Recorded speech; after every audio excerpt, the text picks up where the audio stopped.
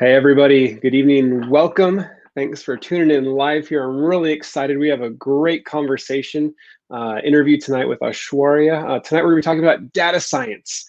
And you're going to find out what it means to be a data science unicorn. Data science, machine learning, AI are all the big buzzwords. So many international students want to come and study that here in America. And so, yeah, we're really excited tonight. We're going to wait just a second as people tune in. I know some of Aishwarya's friends are going to be joining us as well. But yeah, great topics. We're going to do Q&A at the end as well. If you guys are tuning in live, tell us hey in the chat. If you guys are watching the recording later on, tell us in the comments if you're watching the recording. But Aishwarya, let's go ahead and introduce yourself and let people know who you are. Hey, my name is Aishwarya Srinivasan. For those who can't pronounce my name, you can call me Ash. So a little about me. So I was born and brought up in Delhi. I'm natively from Palakkad in Kerala. And my undergraduate studies was in computer science from Vella Institute of Technology. That's when I actually went back to South India, explored place. I really loved the 4 years of experience I had there. So during my undergrad, I did had a lot of inclination towards data science and machine learning. So I was sure that I wanted to go and do a master's around that. And back then, Columbia was one of the only universities offering master's specialization in data science. So that was my best choice. And yep, I came into New York and did my master's in data science from Columbia Universities. The best choice I would have probably made in my entire life. The experience that I've had from there has shaped my life in a beautiful way. And I'm really thankful for my experience there. So outside, so currently I'm actually working with IBM, the data science elite team as a data scientist. And the work is amazing. I get to explore a lot of different use cases in and around data science. It doesn't it doesn't really keep me in any specific area, but it lets me explore data science in multiple different facets. That's what is really fascinating about my job. And pre-COVID, I used to get to travel a lot internationally. So it was just amazing. I'm just waiting to go back to those times. Yeah, I miss the travel too. I'm with you on that. I so miss the travels, yeah. And you just made a big trip yourself, moving from New York to California, all the way across America. So yeah, I guess one of the major reasons for that is I describe my life in 2 words. So I either work or I work.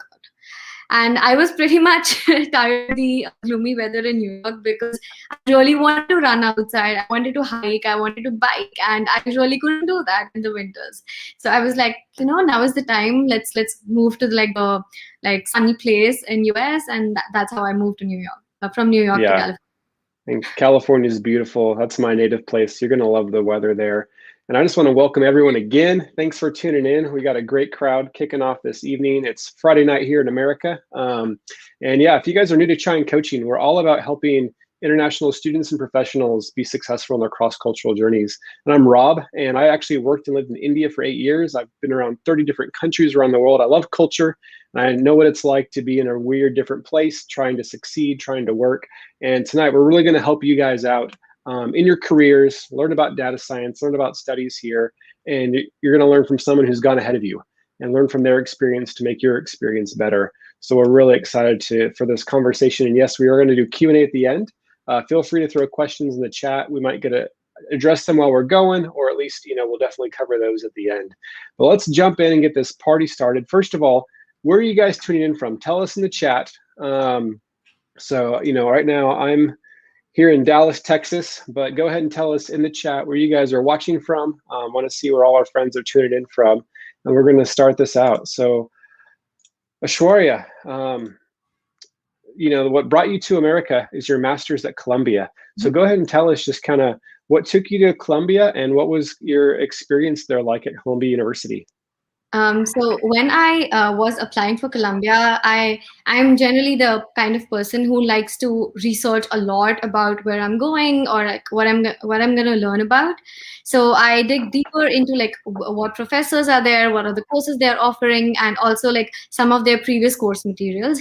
So I could just make sure I wanted to see that these are the things which I'm going to be studying, and I wanted to be really excited about that beforehand. I did reach out to a lot of professors before I even like got an admit in Columbia.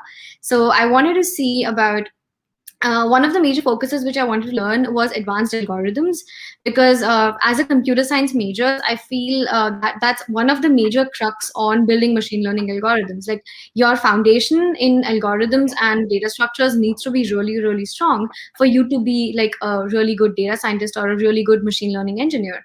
So that's something which I wanted to focus on. I had looked up Alexander Andoni, who was in the data science department, and that's one of the courses I knew that for sure I have to take.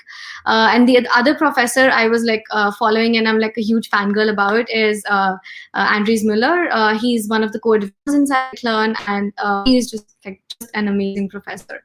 So yeah, so these were like the two peoples I really wanted to learn from, and I applied to Columbia. I guess I did get a lot of opportunities while I was at Columbia. Because of the reason that I used to reach out extensively. Like I used to ping people, I used to like set up one-on-one calls, or like even like coffee chats with people and professors so that I can learn more from them. And one of those conversations actually helped me get a scholarship.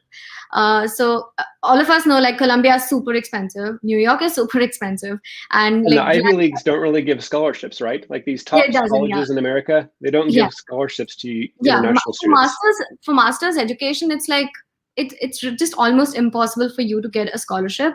And that's one of the major concerns my mother had. Like we do not really come from an economic grade background, so she was like, how are you even going to afford your education? Like I really can't pay for your fees. And I was just coming out of my undergraduate studies, so it was technically financially impossible for me to even complete my studies in Columbia. But one of the opportunities which I got from Professor Andres Miller, he offered me a research assistantship, which was working really close to Scikit-learn, and building like models around Scikit-learn, which would improve the performance of the package.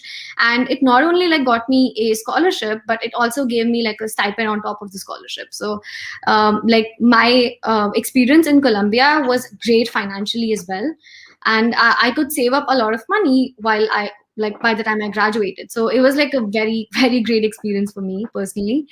And during my education, like at Columbia, I got to explore so many different opportunities, not just from the research space, but also in terms of like leadership experiences, entrepreneurship experiences. I got to travel to California a couple of times because I could attend some of the conferences that was again sponsored.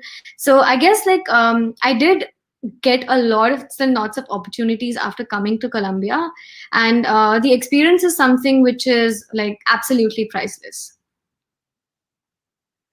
Yeah, that's awesome. That's awesome. And I think what I love is your initiative to go and connect outside the classroom with other people. You just weren't there to study, but you were meeting professors, you were networking, and that's so important in America from day one. And that's how you even got the impossible scholarship, which is so hard. And so, yeah, networking can lead to so many opportunities, guys. You really got to step out of your bubble. But then, yeah, part of it is not just networking, but branding yourself, selling yourself, standing out. So Aishwarya, talk about USP. What is a unique selling point, and why is that so important here in America as an international student? So USP is something which I came across when I was in my school, and this is something which was introduced to me by my father. And he always used to tell me that like you're different, you're just very different from everyone else, and every person has this unique factor in themselves which differentiates them from any of the other people. So it is very important that you actually embrace the difference that you have from everyone else, and that's what will get you the strong suit.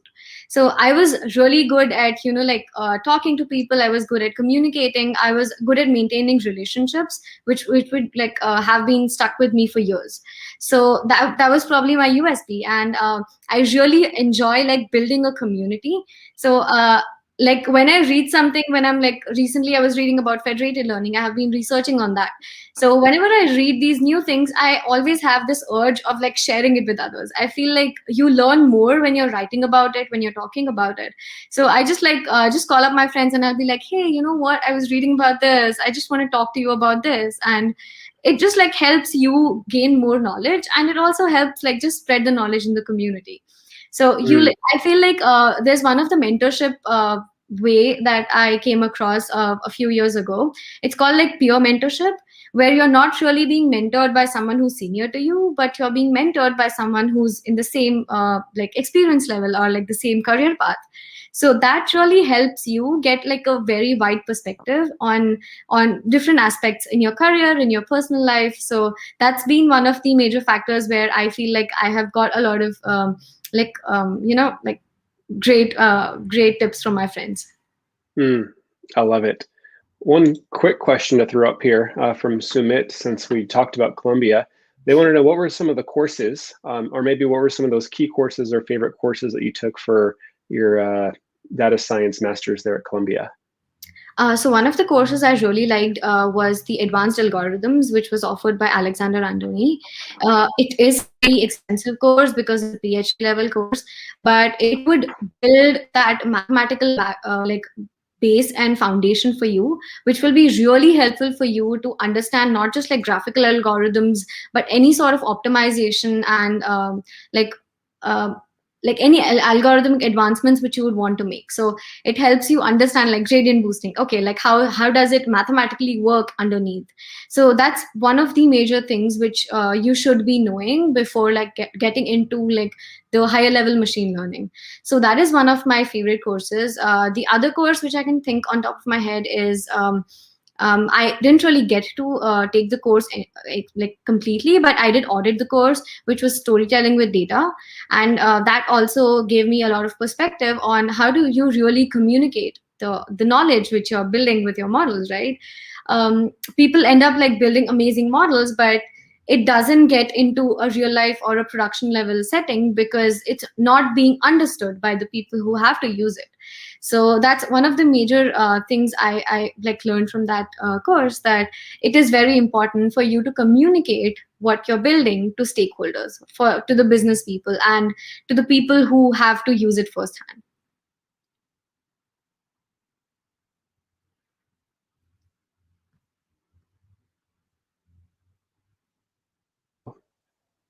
Okay, we still there? Yeah, I think it was just Okay, a little bit. I think I cut out for a little bit. Sorry about that, friends. Maybe our Texas internet's still recovering from the storm last week. Awesome. Well, let's all right. Oh, one fun thing I want to tell you guys is a student just this last week started a Discord server. I am totally new to Discord. I know it's kind of like Slack, but if you want to connect with other international students and professionals here in America, I'm going to throw the link in the chat for you guys. Chai and Coaching now has a Discord server. It's cool. I'm learning. People already engaging and helping each other out. So check that out. But yeah, that's a really cool opportunity that I want to make available to you guys to serve you guys in your journey. But now, Aishwarya, you are working at IBM. And before we jump into this, you guys, I'm drinking some tasty tea. If you guys love tea, love coffee, tell us in the comments what you prefer. Give a like to this video if you're a coffee or chai fan.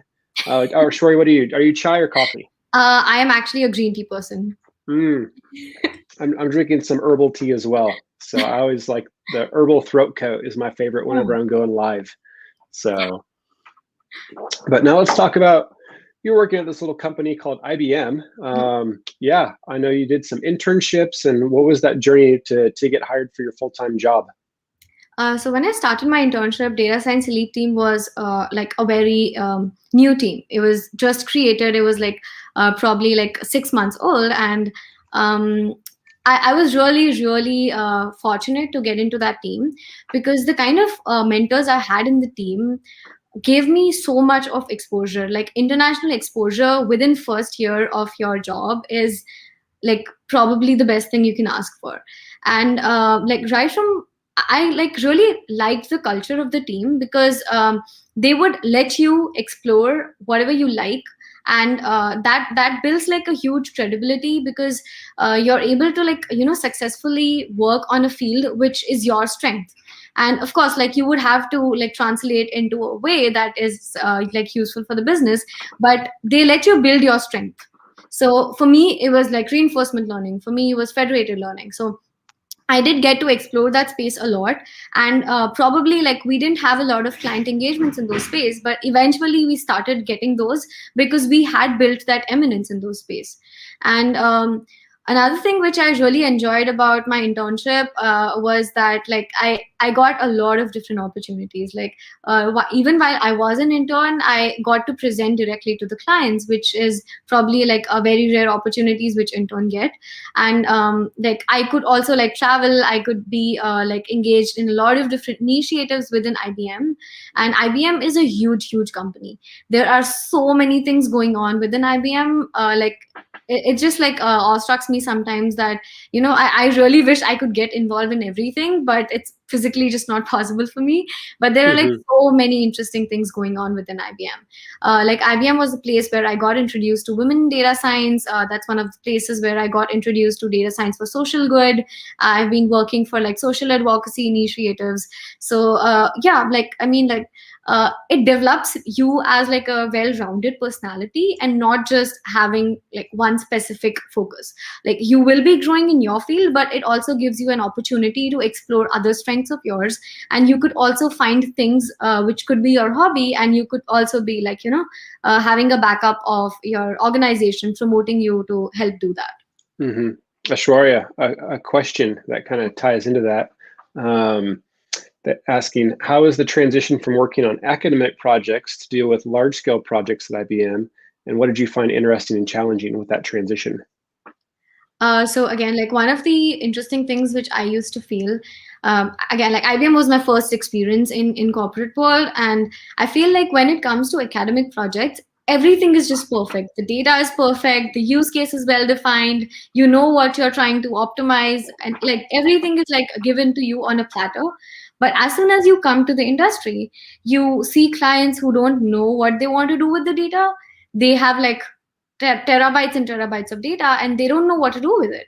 So we have to help them understand and like brainstorm and discover a use case for them, try to see how we can work it out in the specified duration of time, see what's build a roadmap for the client engagement, like figure out what's the business metric, what could be the success criteria, etc., and then start working on it. And once you have your hands on the data, you realize that there are data quality issues, because that's real world, right? Like whenever you're logging in data somewhere, there could be a lot of different reasons why the data could actually get distorted. So you have to deal with data quality issues, you have to deal with subject matter questions which you would not be knowing. So there have been situations where I was working like in a completely new industry, like healthcare, and I would not understand the data. Like I would be like, okay, what does this mean? Or even in terms of like financial industry, I would be like, I don't know what this data means, I don't know how it comes into their workflow. So that is also like one of the major learning experiences, where you do not just tackle data science from like a computational perspective, but you also have to understand their business. That's when you will be able to help the organization build a sustainable, a scalable, and a adaptable like solution in their organization. And someone's curious, with this work that you're doing, what are some of the tools and technologies that you use there at IBM? So I would probably like categorize it in two baskets. We use a lot of open source technologies, and we also use a lot of IBM's technologies. So we had amazing IBM researchers who have built a lot of tools in the space of NLP, in the space of computer vision, in terms of like financial crime insights, etc. So we do have a mix of both. We do try to extensively use and fine tune the tools which we have from IBM, but we also do not like hesitate in using open source tools. Like it does give us a lot of feasibility in integrating different pipelines. So we do like use both the baskets of tools. Awesome. Thanks, Aishwarya. Now, you've been working at IBM a couple of years now, right? It's been 2 years exactly. 2 years? Awesome. So I love that when you proposed the idea of this session, the idea of being a data science unicorn. So for some people, besides having cool data science, unicorn emojis that we got to use to promote this, what does it mean to be a data science unicorn? Or what does it mean to be a unicorn in data science? Can you enlighten us? I would probably like run parallels on what it means to be a full stack engineer. So being a data science and unicorn means that you are able to communicate right from like getting the use case, understanding the business problem, and understanding it from a perspective of like the organization, and not just like a computer science perspective, but understanding the business problem, how it would impact their organization, and why is it important for them to tackle at that point in time. Then having like subject matter expertise on the data you're dealing with. Plus, you would be doing the entire pipeline of data engineering and data science modeling, and like getting it to the production level, and then also communicating it in a very like feasible or like explainable level to the stakeholders. So the entire when you're able to like achieve the entire pipeline in and around like getting a business problem, and then evaluating it, like building the right technology, building the right solutions, getting it productionalized, and actually pulling it out with the business value. That's what it means to be a unicorn in data science. Fantastic. And one of your cool things on your LinkedIn banner is that you're a LinkedIn top voice from 2020. Congratulations, that's a really cool achievement. Thank And you. LinkedIn is one of the many great places to build your brand. Mhm. But I think especially for international students, your numbers are not good enough to get you a job here. It's all about standing out in your job search. And part of that is building your brand. So what are things that you did to build your brand, and why should students really focus on this? So LinkedIn is something which I started using back in say 2012, 2013, when I had just like started my undergraduate studies. And it was very fascinating for me because that's the first time I actually came out of Delhi and started living in my university campus. So I was pretty much all alone, and I used to spend a lot of time on LinkedIn because I could read about what people are working on all across the world. And like that's probably one of the reasons I'm like so fascinated with LinkedIn. It's probably been like 7, 8 years that I've been using LinkedIn, and it still fascinates me as it used to back then, because like it just like gives you immense amount of information. You can get to connect with so many different people, talk to them, like understand what they have been working on, what's their motivation. So it's just endless information and endless knowledge. So that's one of my major reasons that I was on LinkedIn, and I used to regularly use LinkedIn.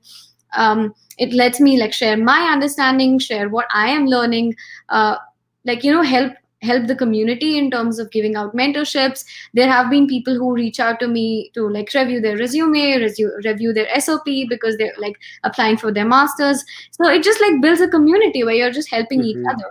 Because I was in a situation back in 2013 when I started my undergraduate studies where I wanted to learn from people. Like I used to email professors who were in United States, who were in Germany, who were in Australia, about like, hey, I read your recent research paper. I'm like really excited about it. Like probably 80% of which I didn't understand. So let's get on a call and like just explain me what you've written about. So yeah, like I used to probably read things which was beyond my understanding. And I used to like just accept that fact that, yeah, I don't understand it, but like it's never too late to learn. So I used to just like ping these people and get to learn from them. So I yeah, love it. that's one of the reasons I also encourage people like who reach out to me on LinkedIn. I tell them that like you have endless learning out in the world. Like nothing should be stopping you. And again, do not follow the path of anyone else. Each and every individual has a completely different trajectory for their lives. Do not follow me, do not follow anyone else. Like just do not follow anyone for that matter. Like you should have Mm-hmm. your own story, you should have your own trajectory. What I could like suggest is be open to ideas, be open to connection, be open to learning, whatever it may be. Like you might be you might be doing computer science, sitting with the social science majors, and still get to learn like so many different things from them, which could impact your life positively. So like learning is like very vast, and just like keep your doors open for that. Yeah. I feel like a lot of international students, especially masters, like LinkedIn is maybe a new thing when they come to America, is what my experience is. And I've loved learning it the past several years. It's still such an incredible platform. The algorithm is still so favorable. And a lot of international students are still learning, or they only try and use LinkedIn when they're desperate for a job. But I think LinkedIn starts from day one. What are maybe a couple tips that you can give for students on how to effectively use LinkedIn. One thing I'll just mention is LinkedIn is not a place to beg strangers to find you a job, and it's a place for community and relationship building. And you have to give in order to get. You need to invest in your community and network if you want people to help you back, which I know why Aishwarya, she's invested. She shares, she posts, she blogs, she learns, she engages, and that network is working well for her. But what are some other tips you would give for students on how to effectively and properly use LinkedIn? So one of the points which you just mentioned is like the pro tip: do not like message people like strangers. Hey, I need a job. Hey, I need an internship. Hey, please refer me. That's probably not what you want to do. I have personally had like gotten opportunities through LinkedIn because the person who reached out to me has seen my work in the past. Like because they have seen what the blogs which I've written, the work that I've done, or they know me through work. So that's how you would get opportunities through LinkedIn. Treat LinkedIn as a platform where you can, like market yourself, where you can portray your skills, where you can portray what's your forte, portray what's this USP in you. And yeah, I mean, like it's more of a community, as you mentioned, Rob. Do not beg people for jobs. Do not beg people for these things. That's probably one of the things which I personally do like encounter, and I really wish I could like have a better answer to all these people. If it was in my hand, I would have given everyone a job, but Yeah, we can't. unfortunately, yeah, that's not in my hands. And I guess like just learn. Like LinkedIn is a great place to learn. There's as I mentioned, there's endless amount of people you can learn from. There are entrepreneurs, there are like the company executives who like constantly blog, who constantly write about what the industry is doing on. So just learn, and like like if you find something fascinating, write about it, engage with different community. You can definitely like ping other people and ask them to set up some time with them if you would specifically want to like learn something from them. But again, like cold messaging is probably not a great thing to do. If you are messaging someone who's like absolutely new to you, probably just like put in some effort to write why you want to reach out to them, what's the value add which you are expecting from them, and like how long would you want to chat with them, and be more descriptive. Like make the message really personalized, and don't be like, hey, can I talk to you for a minute? Yeah, no, that's great. That's great. And I mean, LinkedIn is such a powerful search engine, and recruiters are using LinkedIn as a search engine. And if you have an optimized profile, which we have some great videos for you guys on Chai and Coaching about, and if you're constantly posting every day, jobs will come to you because you are showing, improving yourself, that you have the experience, you have the knowledge with your profile and with your posts. And that's what's going to attract recruiters or people who are looking to hire to you. And so don't miss out on taking advantage of LinkedIn. And you have to hustle on LinkedIn. Like if you just have an account, it's not going to work for you. You have to work on LinkedIn. But I think hustling in general, I'd love to hear your thoughts, Aishwarya. How can you get opportunities, and what are ways students can hustle to get the right opportunities? So this question I would like to answer, but I would also like add one thing, that I am also learning to cut down on the number of opportunities I say yes to, because I have always been this person that would say yes to each and every opportunity that comes my way. And that's probably one of the reasons, yes, I got to learn a lot. I got to get a lot of different exposure, but it also like eats up a lot of my time. So I am personally like trying to like work more on the work life balance, because I find myself working much more than enjoying myself. Like as I mentioned, like the two things which I do throughout my day is either work or workout. And by through the weekend, I'm like, hey, I should have like explored the city a little bit. I should have probably watched something on Netflix. I should have done something else rather than just being busy or like trying to be productive all the time. So I'm personally also dealing with that and trying to be like more inclined towards my work life balance as well. But in terms of hustling, yes, do not say no to any opportunities, and do not hesitate in asking for one. Like one of the things I often see is people reject their own ideas. people be like, hey, I don't think I can do this. I mean, like, yeah, I see this job opportunity, but I don't think I'm a good fit for it. I don't think I'm smart enough. I don't think I would be able to get this research assistantship. Or I don't think like this person is going to respond to me. Do not self reject your ideas. I have had opportunities again, like I have had those fan moments where I like email authors of like New York best-selling books, and they have responded to me. Like that was like, I was like, wow, like what if, think about it, if I did not, right? Like what if I had thought that, hey, like he's a busy man and he's not going to respond to me? Well, that could have happened, but like until you try, you'll never know. So never self reject.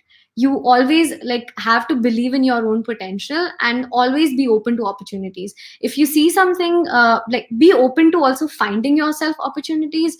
Be active on internet, see what's going on in different fields. Just look up and see what's there going on Eventbrite or Meetup and all these like groups, and just like go visit people, visit these events. You'll get to learn a lot, and you'll never it'll be so funny that you'll be able to grow your network so much. You'll be able to get so much opportunities from this little family or community which you're building. Definitely. Yeah. The more you invest, the more you get back. I Exactly. totally agree. So yeah, data science is a broad field. There's a lot of different job roles, projects, languages, tools, all this crazy cool stuff in this big umbrella of data science. Mm-hmm. So how does someone choose like which niche to get into with data science? Absolutely, that's a great question. So I do often get this question where like people are like, "Hey, I like data science, but I don't know how to pursue it as a career." So there are like two ways to look at it. One, either you do find a specialization, you do have an interest, let's say in natural language processing or like speech to text or like computer vision or robotics, etc. So like either you find your specialization and work towards that, or you could be like me, like I don't really have any focus on one specific algorithm or like one specific area, but I like to solve industrial problems using data science. So I am as happy solving a hospital or like a medical use case as I am solving a financial use case. So just like building something which is being able to be used in like production or in business, that gives me joy, and that's probably I'm more passionate about. So you can either have a specialization or not have a specialization, but what is more important is to keep upskilling yourself. Like be like very aware of what are the different technologies which are going on right now. Try to upskill yourself. Like I know like a lot of people think that, yeah, I'm good in coding, but you can be better. Like keep upskilling yourself with your coding skills, with your mathematics skills. Go back and revise your statistics books, go back and revise your data visualization. So it's always like good to learn more because there's a lot coming in which each and every given day in terms of technology. Definitely. And there was one comment, let me find it real quick, that was a good kind of follow-up to that. Mm-hmm. Someone, Karthikeya, was asking, can you declutter the different data science roles? Mm-hmm. You know, maybe some of those different job roles that fall under data science, and what are some of those skills that are required for each of those that companies expect? Sure. So a couple of them, like I cannot really like list out everything, but a couple of them is, let's say you're getting into an NLP role, which could be in companies who are dealing with chatbots, who are dealing with virtual assistants. So they would require you to have specialization in NLP, and they would require you to have done like some projects ahead of time where you have been working in those technologies, you have built some solution. Those are like some of the specialization roles. There are NLP is natural language processing, right? Yes. Yeah. Okay. You could also be working for other companies like who have been dealing with robotics. So you're basically using sensor data and like using that for building machine learning algorithms, and in turn using that for any business purpose. So those are also different kinds of roles. there is one of the roles I often come across is data scientist versus a machine learning engineer. So when it comes to a machine learning engineer role, that's more inclined towards software engineering, where you would be required to do version controlling. You would be like working on the end-to-end productionalizing pipeline. So that would lead you to do like unit testing, doing GitHub versioning, doing like model deployments, model testing, etc. Whereas there are other roles which are more focused in research part of it, where you're building machine learning models, but you're not really taking care of all the like prerequisite or like post requisite of data science. So you are just focusing on the crux or the model part of it, and you do like intensive research, like building new models, getting new data, trying to explore how can you optimize the algorithms with better accuracy, less amount of time to be used to compute, etc. So yeah, so there are like very different roles. There are also some roles in consulting, or like the kind of role which I'm working on, where I work closely with clients and try to solve their business use cases using data science. So that gives you a very vast experience, and gives you like a lot of exposure in different industries. So these are probably some of the data science roles in like different sections of data science in industry. Fantastic. We've got a couple just topics that we've prepared to share with you guys, and we're going to get to the Q&A soon here at the end. But real quick, just want to mention that, just like this session tonight, we really want to add value to you guys. We want to help you guys be successful and want to connect with you guys, outside of this session. And so if you aren't subscribed to the Chine Coaching newsletter, we've recently started doing a weekly newsletter with great tips, resources, letting you guys know about these awesome live events. And so be sure to be subscribed to that. That's going to be in the comments and in the video description. And as we continue, I'm going to be throwing in Aishwarya's social media, so you can connect with her on LinkedIn. Always add an invite personalized message. So say, hey, message, say, hey, Aishwarya, saw you at the live session with Rob on YouTube. Would love to connect with you on LinkedIn, and she'll be excited to connect with you. But if you just send a random connection, people don't really want to connect with strangers they don't know. But yeah, we'd love for you guys to connect, and we want to continue to help you guys out. But speaking of connecting, let's talk about one of my favorite things to talk about, which is networking. And what are some things that you've learned, and how can people effectively network? One of the things which I have learned is being a mentor to someone. That has always like helped me. I feel like I refine myself to a better version whenever I am trying to help someone else. So that's one of the major things which I find, where you it's a very simple concept of give and take, as you like find in Adam Grant's book. So that's like one of my favorite reads.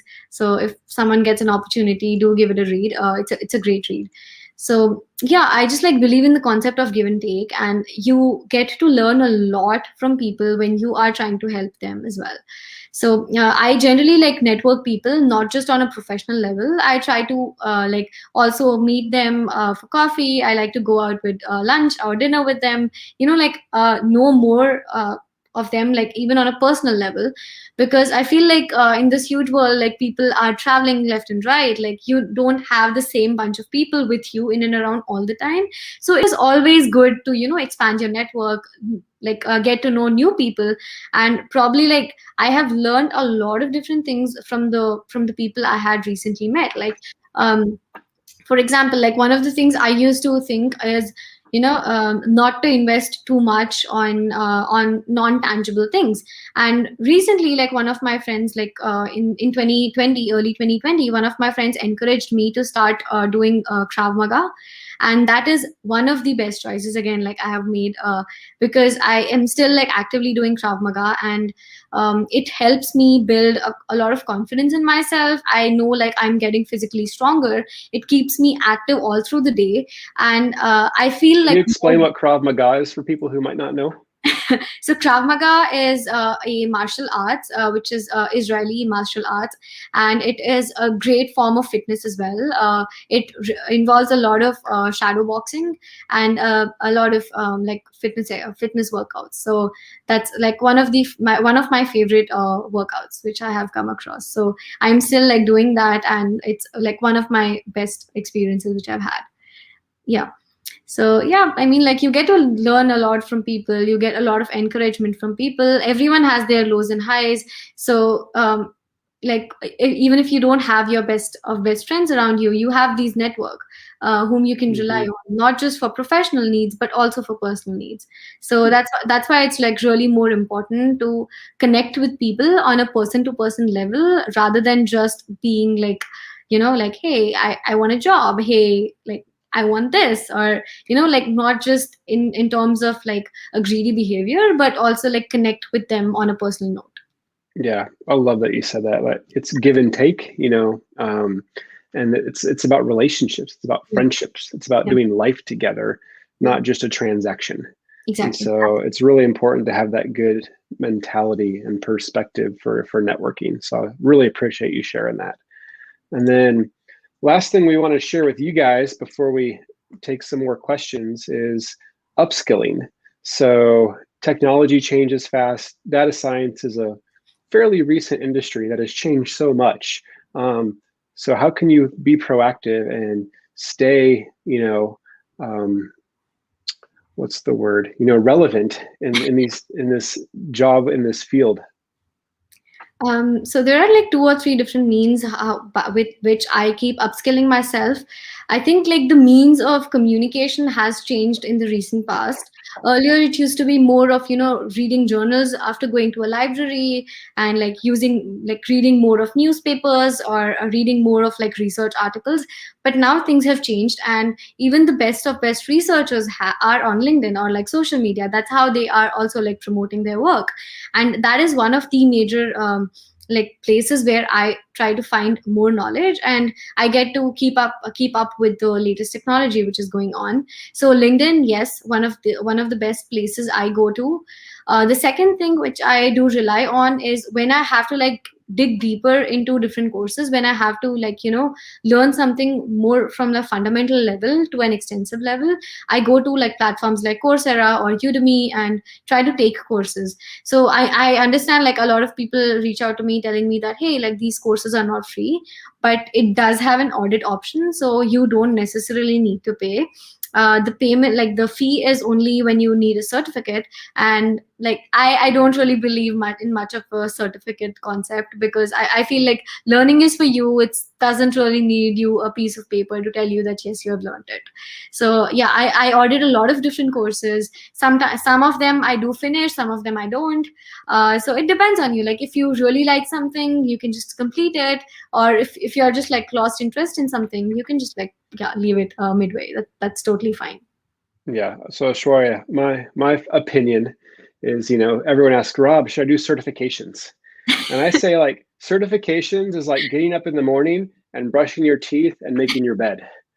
Like everyone posts on LinkedIn, hey, I got this certification, Yeah, but it's not really special if everyone else is doing it. It's yeah, like a necessary formality. So it's yeah, good, just as you should wake up in the morning, brush your teeth, make your bed, yeah, do your certifications as well. But yeah, it's not something that's overly fancy and special because yeah, everyone's doing it. yeah, absolutely. So anything else for upskilling? One of the other things which I generally do is, sorry. So one of the other things which I typically do is learn from IBM research team. So Mm, as I told you, like my data science lead team does work closely with research, and I have been actively reaching out to a lot of people in IBM research, and they have amazing work coming out. Again, like I'm not the person who completely understands the research paper 100% of the times, because there's so many different aspects to it, and mhm. they try to summarize it in 4 pages, and yeah, I do not understand it within those 4 pages. So it is like my regular practice that whenever I'm reading a research paper, I just like ping all the authors and just wait who responds to me first. I just like set up a one-on-one call with them, and I'm like, hey, I have like a million questions for you. So yeah, that's one of the ways I learn. Within your organization, you'll have a lot of different people who are working on amazing technology. So keep like in touch with all these people, keep learning. I also like made friends with a couple of people who are working in blockchain technology, did get to learn a lot of things from there. So like Mm, do not like scope down on what you want to learn, just keep your mind open. So you get to learn a lot of different things, so you would never know, like you are trying to explore some new area, and that's when you figure out that, hey, you know what, I can probably apply my skills in this domain and come up with something amazing. awesome. I love it. You guys, if this has been helpful, to say thanks to Aishwarya, go ahead and like this video. I've learned so much. She's been sharing so much value for you guys. So like this video to say thanks.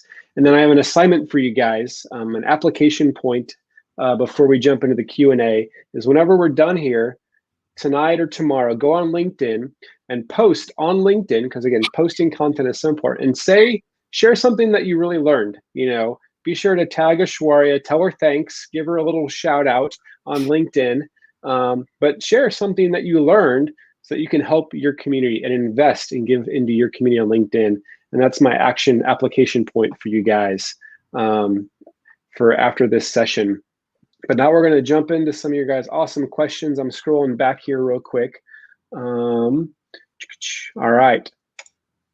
First one here from Rakesh. What's up, buddy? What are some tips for undergrads who are coming in for data science? Latest tools and programs you would suggest, kind of work experience before masters.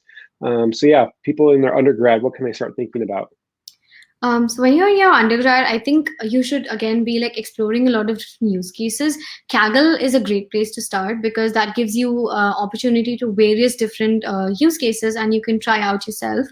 That's one of the places where you can actually see in a competitive level on how could you better model and what's probably like lacking in your programming skills.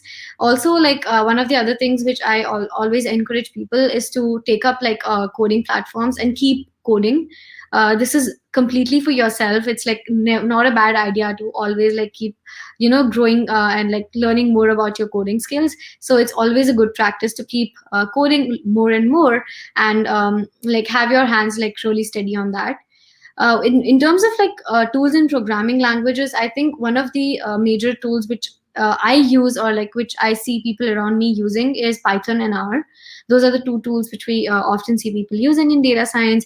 But in terms of open source packages, there have been so many different advancements that have been happening. We have TensorFlow, we have PyTorch, we have PyTorch Lightning, we have Keras. There are so many different ones, right? So yeah, just keep an eye on those things. See what are the different capabilities. That's also one of the things we should be open to. Just see what are the different offerings coming in the open source community, because that's where you will try to understand about what are the capabilities that is up there.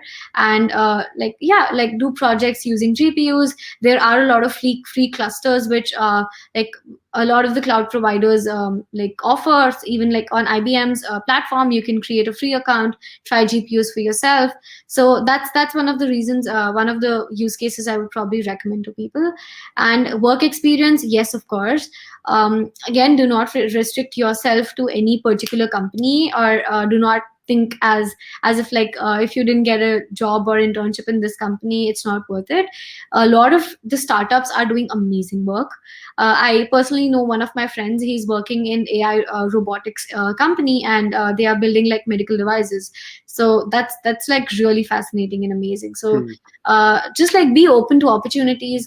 Definitely do have some work experience. Explore some internships before you are coming for your masters, because that gives you a better perspective into what happens, or how machine learning and data science works in industrial setup, rather than more of an academic setup, as I previously mentioned in the call today.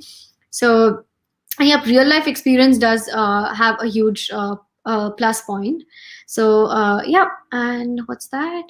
Is there a congrats between? What's the third question? I'm not sure. I think maybe there's a misspelling, but we can skip that one and just go to another question here. Okay. So someone else also recently, like you, moved from the East to the West Coast, and they're asking, how do you keep up with learning, education, while still being, focused and doing well at your job? Again, as I mentioned, I still find myself in front of my computer most of the day. Even during weekends, I do find myself in front of the computer, because it just excites me a lot, to be honest. It's not something I'm forcing myself into. I love my job, I love data science, and I just love the community. So I just cannot stop myself from learning more. And there are so many different things which is available, and I just feel I wish I had 1,000 hours every day. but that's not possible. But yeah, like just do it as in when you love it, and if you feel like it's taking a toll on your life, you should definitely like take a step back, like revisit, rewind, just like refresh yourself, and then yeah, come back to it. Yeah, and I think I get a lot of questions of like, which major is best, or which job roles, and people think about like which is going to get me a job or which is going to pay me the most. But what I'm hearing, and I hope you guys can hear, is how passionate and how much Aishwarya enjoys her work. And so don't do data science because it's a buzz or it's paying well. Do it because you actually like it and you're good at it. Because that's what's going to sustain you. That's what's going to make you want to learn and research and upskill and invest more and more, and do it for the long haul. So make sure you're actually passionate about it and not just chasing a paycheck or a fad. And so really check your motivation on that. Yeah. But my buddy Samideep, what's up? He asks, does your team or IBM work on robotics, like deep learning, on motion planning or visual perception stuff? Not really. Like we are not dealing with any hardware. We only work on software technologies. So it has happened like the companies we are working with, they have hardware technologies, right? Robotic systems, but we are only focusing on building like software machine learning models, not really getting into hardware. Got it. Yeah, that makes sense. Okay. PhD. What's the value, or do you think a PhD is required for being in data science? Personally, again, like I don't want to speak for the entire community. Personally, I feel like working in a corporate setting or like working in a real life use case has given me more perspective than what I could have achieved with a PhD. But again, like some people really like to spend 3 or 4 years of their life digging deep into one specific topic, and that gives them joy. So it's a completely personal choice there. Is it required in terms of job? I do not think so. Unless and until you are getting into a role which requires extensive research, PhD is not required for a regular data science job. Sounds good. Let's covered a couple of these. Maybe just from earlier, if maybe we've covered some of these, but just to kind of focus, what are some of the programming languages? People have asked, first year students or people who are getting into this, what should they focus on? What should they learn? So as I mentioned, like Python and R is one of the most prominent languages being used in data science. But again, I could be good at doing that because I had an undergraduate like in computer science where I had built my base on C++. So like having a very good understanding on the basis of computer language is important for you to like get into advanced computer programming. So like if you were to start, go on like Geeks for Geeks, update your knowledge in like data structures, algorithms, see how different arrays or like linked list, everything work, because that's the foundation, and it is really important for you to be strong in that foundational grounds for you to build upon it. So if your foundation is weak, it won't really help if you're like learning Python and R. It's very important that you fundamentally understand computer science problems. You understand how computers work, how the like internals of computers work. That's when you'll be able to use GPUs or the resources, like the hardware resources, and optimally design programming, like machine learning algorithms. So yeah, like have your basis strong and then go build on like Python and R skills. Fantastic. And some of the posts that I've seen you do is reviewing resources, promoting books or other things that you enjoy or that you share. So someone, again, who wanted to get a start, what are some of those good first resources or places that go to kind of start that path? In terms of data science, like I can just blindly say this, like Andrew Ng's course on machine learning is the best. But in terms of like books, there are different publications which cater to different audiences. Like some of them are a bit of more fundamental level, some of them are intermediate level, some of them are advanced level. So it depends on like which level you are at for me to recommend you the best book. And also like books are very, some of them are like very specialized for like natural language processing, for something which is very specialized for practical statistics. Some of them are like very specialized in applied machine learning. So it depends on like which area you would want to focus on, and that'll be really helpful. So if any of you want to like know more about like which book suits the best for you, just like send me a message about what are you looking for, what is the level of expertise that you are at, like a beginner, intermediate, or advanced, and that'll like give me more understanding on like helping you guys. Yeah, maybe it seems like we should make a separate video, you and I together, about resources like Yes. beginner, I'll take intermediate, and that. advanced, and give all the links, and it'll be the Yeah. one-stop shop. So we'll do that for you guys another time. But I'm loving these questions. And this is a fun one. Mhm. Supreet asks, can you share some business perspectives to Mhm. deal and implement data science in more of like a startup? So I feel like data science is important for any organization who are collecting digital media, right? In terms of like text, in terms of like calls, or in terms of videos, etc. So when it comes to a startup, I would say that they are still growing, right? So uh, as and when they are able to find their edge, like find their like that special character for them, that'll help them grow. So like if you're trying to like implement data science in like a startup sector, there are two ways you can do it. You can either rely completely on open source technologies. Even with open source technologies, you would be able to like productionalize and like AI in your organization, or you could also rely on companies like IBM, that we have like cloud solutions which would help you like infuse and like induce AI in your organization. So those are like two different ways a startup can deal with data science and machine learning. Great. And we've had several questions throughout here about, getting started or new people or freshers. So we've definitely talked about that. I'm not going to cover those specific ones again. But this one's interesting. Is internal skill switching possible when you're inside the company? Oh yes, absolutely, absolutely. I have seen a lot of people switching roles within IBM.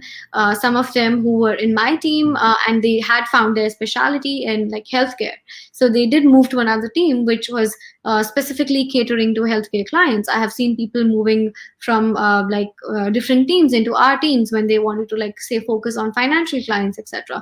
So I guess like again, like as I mentioned, building this community is very important even in this case, because you know people within your organization, they know your worth, know your skill set, they know what you're Mm-hmm. capable of, then it becomes much easier for you to transition.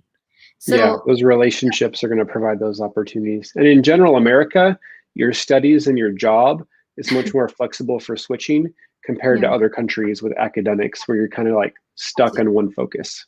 Yeah, absolutely. So this is something I have no idea about, but I'm going to throw it out there from Ravi and see if you have any thoughts on this about detecting anomalies. Like I do know techniques which are used to detect anomalies, but I am not really like keeping up with the latest techniques. But like the general techniques which you can use for anomalies is like around time series detection as well, which you can use to detect anomalies. There are like I can probably like post some of the links which I can find. Like Cool. Sounds good. And yeah, if there's anything that Aishwarya that you've shared, a link or resource, we can also later put it in the video description that people can find later as well. So we can share those resources with everybody. Um, Abhishek asks, how often do AI models go into production and create business value? Ooh, that's a fun question. okay, so that's a fun question. So there are like two parts of this question. So there are companies who invest a lot on research. There are departments even within IBM who extensively invest on building like AI algorithms and AI models. Some of them may or may not go into production, but the way my team is working is that we do have like a filter, or like we do have a criteria by which we choose clients to work with, or the use cases to work with, because we want to make sure that within that specified duration of time we are delivering something which is going to be creating a business value. We only choose the feasible use cases out of the bunch that we come across. So there there are a lot of companies which you have seen where people are like investing like millions of dollars into research, but some of those projects get shelved. So in general, do AI models get into production? May or may not be all the time. Do they create business value? May or may not all the time. Awesome. Oh, here, man, you guys are throwing out some great questions. So Santosh says they've been following you on LinkedIn for a while, and humbly, and out of curiosity, asking, did you take any special training to learn how to post content on LinkedIn, or is that something you just learned on the go? Because, you know, obviously you get a lot of engagement. I think there is kind of an art and science to post well on social media, but yeah, have you had training, or what's your background with that? Very honestly, absolutely not. I am looking forward to have some media training because I recently started my YouTube channel, and personally, I don't really love it so much. I mean, like, I am trying to post some content as much as I can, engage with people, trying to like give out information which might be insightful for them. But I don't think like this is the best self. So I am trying to get some media coaching going forward where I can, you know, better engage with people, have more of a better content being delivered. But till now, no, I haven't really gone through any training. Yeah, a lot of people just learn by practicing, you know, Yeah. just like whether it's data science or networking or posting online, you just practice and eventually you learn what works. Yeah. Like on LinkedIn, most of my posts do okay, some flop, and some go viral. I've got a post that's about to cross 1 million views on LinkedIn. I never thought that would happen, but you just got to keep posting every day, and some are going to stick and some do well, and you never know what's going to happen on the internet. So, yeah, absolutely. I absolutely agree with that. Awesome. And if you see any questions here in the comments as well, Aishwarya, that you want to address, let me know. I'm just kind of going through them and looking for fun ones or things that we haven't covered yet. I see this since you are new to SF. What are some of the things which you're looking forward to? Yeah, I'll throw that one up there. So what am I looking forward to? One of the reasons I actually moved to California is so I can have like a lot more sun, so I can have like a lot more outdoor activities. I am like a huge outdoor person. I love hiking. I love like running outside. I love biking. So I'm like really looking forward to that. This weekend, I'm also like planning to go out on hikes. So yeah, very, very excited for all the outdoor fun in California. Yeah, California is a beautiful place. I love still going back and visiting there. All right. Sumin asks, can you specify any of the open sources that you guys use at work? Yeah, absolutely. So some of the open source technologies which I have been using extensively is scikit-learn. I have been using PyTorch. I have been using Keras. I have been using TensorFlow. Recently, I have been using PyTorch Lightning as well. So that's like something I found recently, and it's amazing with its like the way it's encapsulating like engineering and lets you focus more on the research perspective. So yeah, that's probably majorly what I've covered. In terms of like using reinforcement learning, again, like I had been using OpenGym, I had been using Keras, with federated learning as well. Like I have been using TensorFlow extensively. So yeah, that probably like sums up most of the technologies which I've been using. Cool. We've just crossed an hour. Time flies when you're having fun and drinking chai. But we'll maybe just do a couple more questions to wrap up here. Sorry if we don't get to everyone's. This has been so much fun. And Aishwarya, I'm super thankful for you. But we'll just do a couple to wrap up here. Job-related one here. Shubham asks, nowadays I'm seeing job postings like software engineer having analytics experience positions, like software engineer for data. So is this going to bother students who are only or totally into data analytics? I don't think so. So I feel like software engineering jobs who are more into, which is like more inclined towards data science, are for the people who are transitioning from like a computational background or like from a computer science background into data science, versus like the data science or the data analyst or business analyst job that is pretty much open for anyone to transition in, because that doesn't really require you to be a great software engineer, because those roles are for you to be working on the machine learning or data science modeling part rather than doing the engineering part. So like be careful here when you're applying for jobs. Make sure you read the job description correctly. Make sure it matches with your skill set. for like honestly, I have seen people even from like psychology background transitioning into data science and doing great because they have like a great perspective to bring into the team where they when they're dealing with these data science problems.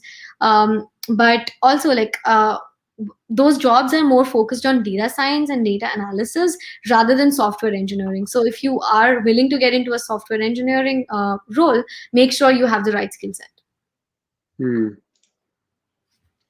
And then Iqbal's asking for some tips for improving accuracy score in machine learning models. Real technical here. One of the major tips I would say is understand the data really well. As I mentioned, like I have also come across a lot of different data sets coming from different industries, and it takes me a while to understand where the data is coming from, who's been putting the data, how frequent are the data coming in for, if there are any anomalies in the data. If so, do these anomaly mean something, or they are just like like data quality issues? So you need to really understand the data well. Like you should be spending 60% of your time in understanding the data, a lot of time in feature engineering, because that's what builds the basis for your machine learning model.